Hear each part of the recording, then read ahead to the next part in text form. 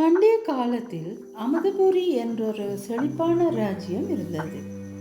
அதை ஆண்ட அரசன் விவேகனும் அரசி கலையும் மிகவும் அன்புடனும் பாசத்துடனும் இருந்தனர். அரசன் மிகவும் ஞானமுள்ளவனாகவும் நீதியுள்ளவனாகவும் விளங்கினார். ஆனால் மக்களிடமிருந்து வெகு தொலைவில் வாழ்ந்து வந்தார்.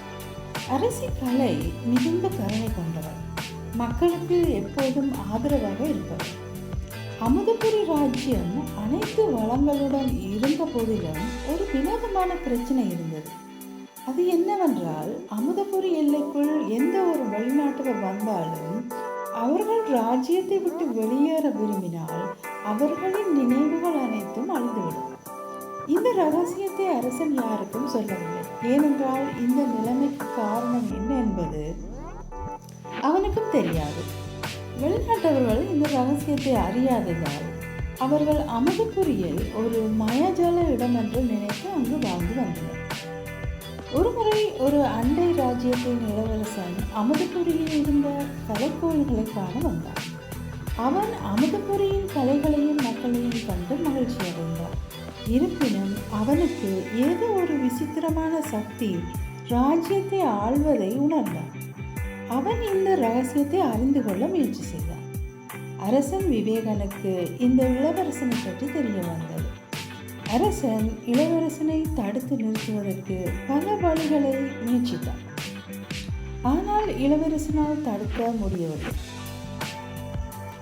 ஒரு நாள் இளவரசன் ஒரு விசித்திரமான மூலிகையை கண்டுபிடித்தார். இந்த மூலிகை அமுதபுரியில் இருந்த மாயாஜால சக்தியை உடைக்கக்கூடும் என்று இளவரசன் உணர்ந்தார். அவன் அந்த மூலிகையை அரண்மனைக்குள் கொண்டு செல்ல முயற்சித்தான். ஆனால் அரசனின் பாதுகாவலர்கள் அவனை கைது செய்தனர். இளவரசன் கைது செய்யப்பட்டு அரசனிடம் கொண்டு செல்லப்பட்டான். அரசன் இளவரசனை பார்த்து, ஏன் நீங்கள் அமுதபுரியின் ரகசியத்தை அறிய முயற்சி செய்தீர்கள் என்று கேட்டான். இளவரசன், நான் அமுதபுரியின் கலைகளையும் மக்களையும் விரும்புகிறேன்.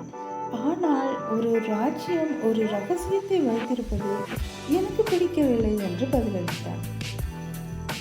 அரசன் இளவரசனை பார்த்து, அமுதபுரியின் ரகசியத்தை நீங்கள் அறிந்து கொள்ள விரும்பினால் நீங்கள் ஒரு சோதனைக்கு உட்பட வேண்டும் என்று கூறினார்.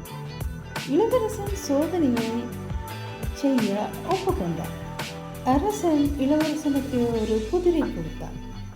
அந்த புதிரை இளவரசன் தீர்க்க முடிந்தால் அவனுக்கு அமுதபுரியின் ரகசியத்தை அரசன் கூறுவதாக கூறினார். இளவரசன் புதிரை தீர்க்க பல நாட்கள் முயற்சி செய்தான். ஆனால் அவனால் தீர்க்க முடியவில்லை. அரசி கலை இளவரசனை பார்த்து, நீங்கள் இந்த புதிரை தீர்க்க முடியாவிட்டால் ஒருவேளை உங்களுக்கு காதல் தேவைப்படும் என்று கூறினார். அரசன் தன் மனைவியை கண்டிக்கவில்லை. மாறாக அரசிக்கு உதவ அனுமதித்தார். அரசி இளவரசனுக்கு ஒரு மலரை கொடுத்தால் அது அன்பின் குறியீடு. இளவரசன் அந்த மலரை வாங்கியதும் அவனுக்கு புதிரின் விடை கிடைத்தது. இளவரசன் அரசனிடம் புதிரின் விடையை கூறினான். அரசன் மகிழ்ந்து இளவரசனுக்கு அமுதபுரியின் ரகசியத்தை கூறினான். அரசன் அமுதபுரியின் ரகசியம் என்னவென்றால், அமுதபுரியின் எல்லைக்குள் எந்த ஒரு வெளிநாட்டவர் வந்தாலும் அவர்கள் அமுதபுரியை விட்டு வெளியேற விரும்பினால் அவர்களின் நினைவுகள் அனைத்தும் அழிக்கப்படும். இந்த நிலைமைக்கு காரணம் ஒரு மந்திரவாதி என்று விளக்கினார். மந்திரவாதி அமுதபுரியை சாபமிட்டார்.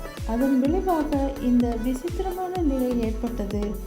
அரசன் இந்த ரகசியத்தை யாரிடமும் சொல்லவில்லை. ஏனெனில் மந்திரவாதியின் சாபம் உடைந்துவிடும் என்று அவன் பயந்தார். இளவரசன் அரசனிடம், நான் அமுதபுரியை காப்பாற்றுவேன் என்று உறுதியளித்தார். இளவரசன் மந்திரவாதியை தேடிச் சென்றான். அவன் மந்திரவாதியை கண்டுபிடித்து அவனோடு சண்டையிட்டார். மந்திரவாதி இளவரசனை தோற்கடிக்க பல மந்திரங்களை செய்தான். ஆனால் இளவரசனால் மந்திரவாதியை தோற்கடிக்க முடிந்தது. மந்திரவாதியை தோற்கடித்த பிறகு இளவரசன் அமுதபுரியின் ரகசியத்தை மக்களிடம் கூறினார். மக்கள் இளவரசனுக்கு நன்றி கூறினார்கள்.